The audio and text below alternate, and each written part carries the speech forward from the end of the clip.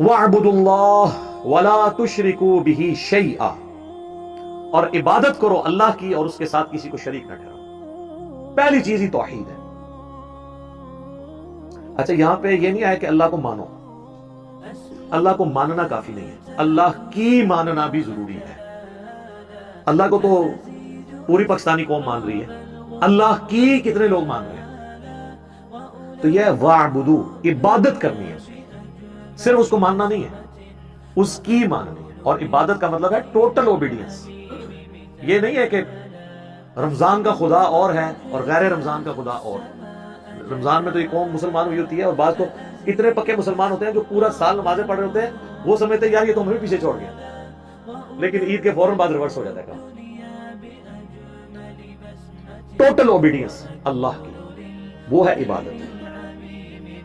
وَلَقَدْ بَعَثْنَا فِي كُلِّ أُمَّةٍ رَسُولًا أَنِ اعْبُدُوا اللَّهَ وَاجْتَنِبُوا الطَّاغُوتَ، ہم نے ہر قوم میں کوئی نہ کوئی رسول بھیجا ایک ہی بنیادی دعوت کے ساتھ کہ عبادت اللہ کی کرنی ہے اور طاغوت کی نفی کرنی ہے، یعنی اللہ کے مقابلے میں جو بھی کھڑا ہے، چاہے وہ انسانوں میں شیاطین ہوں یا جنات میں شیاطین، یا ان کے اعلی کار یا ان کی تعلیمات، اس کے خلاف تم نے کھڑا ہو۔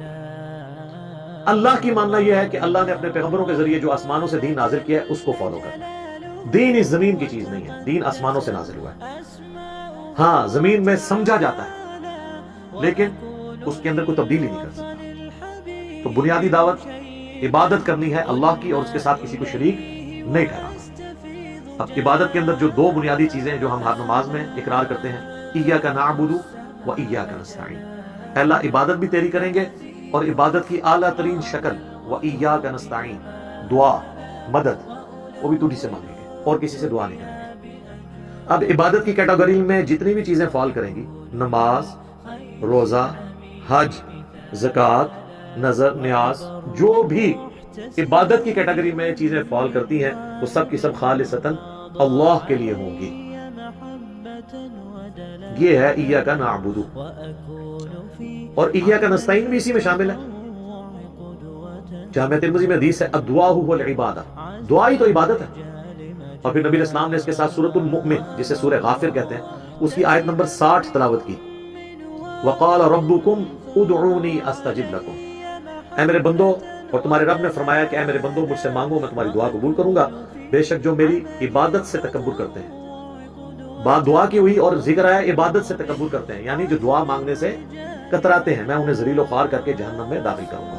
اللہم اجرنا من النار، آمین۔ تو نبی علیہ السلام نے اپنی بات کی دلیل میں آیت پڑھی قرآن کی کہ دعا ہی تو عبادت ہے۔ اب اللہ کو پتا تھا سب سے زیادہ شرک ہونا ہی دعا میں۔ دیکھ لیں جو اللہ کی نماز بھی پڑھ رہے ہیں نا، نماز کے بعد وہ بھی کہہ رہے ہیں المدد یا غوث اعظم، ان کو یہ نہیں پتا کہ یہ شیخ عبد القادر جیلانی کی عبادت ہو رہی ہے۔ وہ کہے گا نہیں جی میں عبادت تو اللہ کی کرتا ہوں۔ تو ان کو بتانا ہے کہ ایاک نعبد کے ساتھ ایاک نستعین کو اللہ نے اسی لیے الگ کر کے بیان کیا تھا کہ یہ چھپ جانا تھا بیچ میں۔ جب انہیں لوگوں کو کہنا تھا نا عبادت میں مدد مانگنا بھی شامل ہے، انہوں نے کہنا سی ارے کو نہیں لیا، تو جس چیز میں شرک ہونا تھا اللہ نے اس کو الگ سے بیچ میں ذکر کر دیا، وَإِيَّاكَ نَسْتَعِينُ، عبادت بھی تیری کرتے ہیں اور عبادت کی اعلیٰ ترین شکل دعا بھی تجھی سے مانگتے ہیں۔ کہتے ہیں وہ ٹھیک ہے، یہ تو ہے تجھی سے مانگتے ہیں، یہ تو نہیں ہے کہ کسی اور سے نہیں مانگتے۔ ہاں ہم کہتے ہیں سر یہ بھی ہے قرآن میں۔ اگر آپ نے پارہ نمبر 20 پڑھا ہوتا نا تو اپنا ہی ترجمہ پڑھ لیتے۔ پارہ نمبر 20 کے پہلے صفحے پہ یہ لکھا تھا، آیت نمبر 62، سورۃ النمل، اَمَّن يُجِيبُ الْمُضْطَرَّ إِذَا دَعَاهُ، بھلا بتاؤ تو کون ہے جو مصیبت میں گھرے ہوئے شخص کی دعا کو قبول کرتا ہے، وَيَكْشِفُ السُّوءَ، اور اس سے اس کی تکلیف کو دور کر دیتا ہے، وَيَجْعَلُكُمْ خُلَفَاءَ الْأَرْضِ، اور مرنے کے بعد تمہیں خلیفہ کرتا ہے زمین پہ۔ تمہارے ماں باپ مرتے ہیں تو تم مرو گے، تمہاری اولاد، وہ خود اکیلا تو زندہ ہے، تم نسل در نسل زمین پہ جو آباد ہو، یہ میں نے تمہیں آباد کیا ہے۔ اَإِلَٰهٌ مَّعَ اللَّهِ، کیا اللہ کے ساتھ کوئی اور بھی الہ ہے؟ قَلِيلًا مَّا تَذَكَّرُونَ، لیکن بہت کم لوگ ہی ہیں جو نصیحت حاصل کرتے ہیں۔ یہاں اللہ نے کہا مصیبت اور پریشانی میں گھرے ہوئے شخص کی دعا کو کون قبول کرتا ہے؟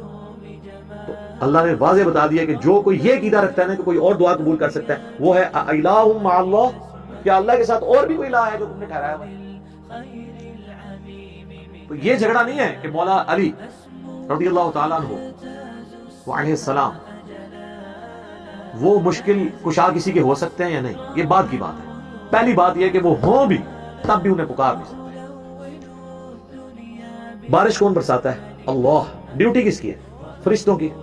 تو بارش فرشتوں سے مانگیں یا اللہ سے؟ بس جن کی ڈیوٹیاں بھی لگی ہیں نا ان سے مانگنا بھی شرک ہے. تو جس کی لگی نہیں ہوئی, اگر یہ کہتے ہیں لگی ہوئی ہے, ہم کہتے ہیں ٹھیک ہے, to cut the story short for the sake of argument, مان لیتے ہیں وقتی طور پہ کہ لگی ڈیوٹی, لیکن پکاریں گے تو پھر بھی اللہ کو. اینڈ رزلٹ تو یہی ہے, اللہ کی مرضی فرشتوں کے ذریعے مدد کرے جس طرح حضرت عیسیٰ علیہ السلام کی وَأَيَّدْنَاهُ بِرُوحِ الْقُدُسِ, ہم نے عیسیٰ کی مدد کی تھی روح قدس کے ذریعے. حضرت حسان کی مدد کی, بخاری مسلم میں حدیث ہے, اللہ روح قدس کے ذریعے حسان کی مدد کر. اس کے اشعار کافروں پر تیروں سے زیادہ سخت ہیں, وہ نبی الاسلام کی طرف سے جواب دیتے تھے کافروں کو اپنی شاعری کے ذریعے. ویسے یہ حقیقت بات ہے, یہ جو نبی الاسلام فرما رہے ہیں بخاری مسلم کی حدیث ہے کہ حسان کی شاعری تیروں سے زیادہ لگتی ہے. ویسے ہی بات سمجھ نہیں آتی, تیر سے تو زخم ہوتا ہے, شاعری کیوں زیادہ ہے؟ تو آپ کر کے دیکھ لیں, یہ پڑھ کے دیکھیں نا شعر, مرنے سے پہلے اے مسلمان کر لے اس پہ غور, کتابوں کا خدا اور ہے بابوں کا خدا اور. یہ جناب آپ کسی کو تھپڑ مارے اس سے زیادہ تکلیف اس شعر کی ہے. نام ہے بابی, نام ہے بابی, میں ہوں مسلم علمی کتاب. اس شاعری میں اللہ نے ایسا رنگ رکھا ہے, جو شاعری کتاب و سنت کے خلاف ہے اسے تو قرآن میں کنڈیم کیا گیا, لیکن جو قرآن و سنت کے مطابق ہے وہ اللہ کی نعمتوں میں سے ایک نعمت ہے. تو واقعی اشعار بہت کام. نبی علیہ السلام تو بعض کا فی البدی بھی انا النبی لا کذب, اس میں کوئی شک نہیں کہ میں اللہ کا نبی ہوں اور میں عبد المطلب کا بیٹا ہوں. شاعری کے اوپر میری ویڈیوز ریکارڈ ہے, کس شاعری کو اللہ نے ناپسند کیا ہے, کون سی اجازت ہے. بہرحال پہلی بنیادی دعوت ہے 10 کمانڈمنٹس میں توحید, قرآن میں بھی ہے, اور ساتھ کہہ دیا شریک نہیں کسی کو ٹھہرانا. یہ شرک جو ہے وہ معاشرہ بھی ہو سکتا ہے, ماں باپ بھی ہو سکتے ہیں, اپنا نفس بھی ہو سکتا ہے جو اللہ کے مقابلے پہ آپ کھڑا کر لیں. ایک ڈیٹیل ٹاپک ہے, مسئلہ نمبر 3 میرا اس کے اوپر ریکارڈڈ ہے, وہ آپ دیکھ لیں. شرک کے حوالے سے بہت زیادہ ویڈیوز ریکارڈڈ ہے, لیکن اصل بنیادی بات لوگوں کو یہی بتانی ہے کہ نماز اللہ کی پڑھنی ہے اور دعا بھی اللہ سے مانگنی ہے, باقی ساری چیزیں چھوٹی ہیں. 11ویں بہت چھوٹی چیز ہے, کیونکہ 11ویں دینے والے کیا کہتے ہیں, اللہ کے نام کی ہے عبد القادر جیلانی کو ثواب پہنچانے کے لیے. یہ بہت چھوٹا مسئلہ ہے. بڑا مسئلہ یہ ہے کہ غیر اللہ کے نام کی نام. میت کی طرف سے کوئی صدقہ و خیرات کر سکتا ہے, اس کے اوپر کوئی اختلاف رائے ہو سکتا ہے, لیکن یہ شرک کے لیول کی چیز نہیں. لیکن اگر کوئی کہے کہ میں صدقہ و خیرات کروں اور عبد القادر جیلانی میری مدد کریں گے, یا میں داتا دربار پہ دودھ 11ویں کے اوپر چڑھاؤں گا تو میری بھینسیں جو ہیں وہ دودھ دینا بند نہیں کریں گی, تو اب یہ سیدھا سیدھا شرک ہو جائے گا, کیونکہ عقیدہ آپ نے غلط جوڑ دیا. یہ آسٹریلین گائے جو ہے وہ کس مزار پہ جاتی ہے؟ کوئی اجمیری, کوئی بغدادی, کوئی لاہوری گائے بھی ہے جو دودھ دیندی ہے, جو آسٹریلین گاہ دیندی ہے, تو آسٹریلیا سب تو بڑا بزرگ ہو گیا.